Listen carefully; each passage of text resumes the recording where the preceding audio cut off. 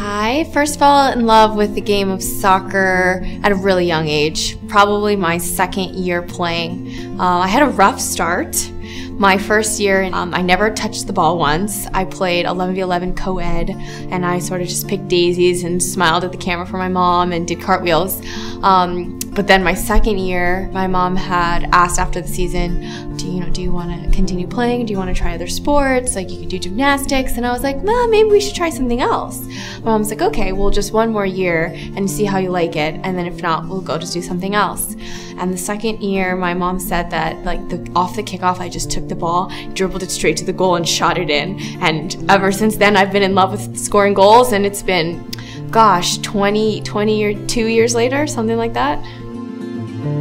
My parents have been hugely influential in my career. Neither of them played soccer themselves, but as soon as my sisters and I took to it, they were our coaches, our managers, our cheerleaders, our biggest critics. I remember growing up, my parents would tell me, you can go out with your friends as long as you can juggle 100 times first, or, talent is a gift and, it's a sin to waste it. Go outside and practice and make yourself great. My mom shagged balls. She drove me an hour and a half to practice even after I got my license in high school so I could do my homework in the car.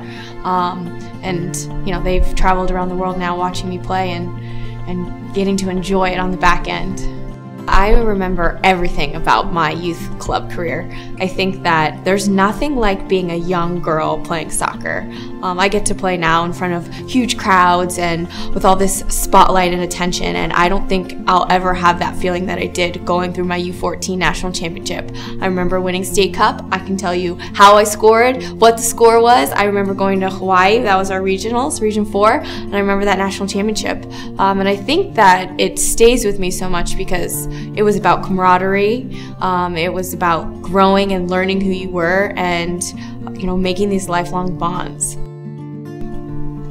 Oh my gosh, that's so funny. I was just talking about this. I can tell you whose dad that is, whose dad that is. I both stay in touch with both of them. I actually don't know who's carrying me though. Oh, I look really young for an 18-year-old, just throw that out there. But yeah, I think that this kind of embodies exactly what I said. Just the camaraderie of our parents in the background supporting us, following us all the way, celebrating with your teammates.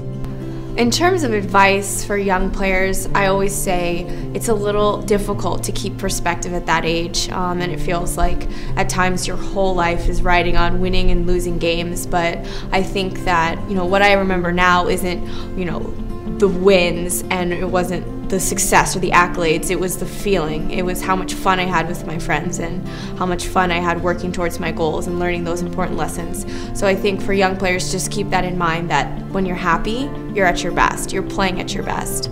So stress and pressure, let it fall away and let yourself be who you are, and that's the best you can do for yourself and for your team.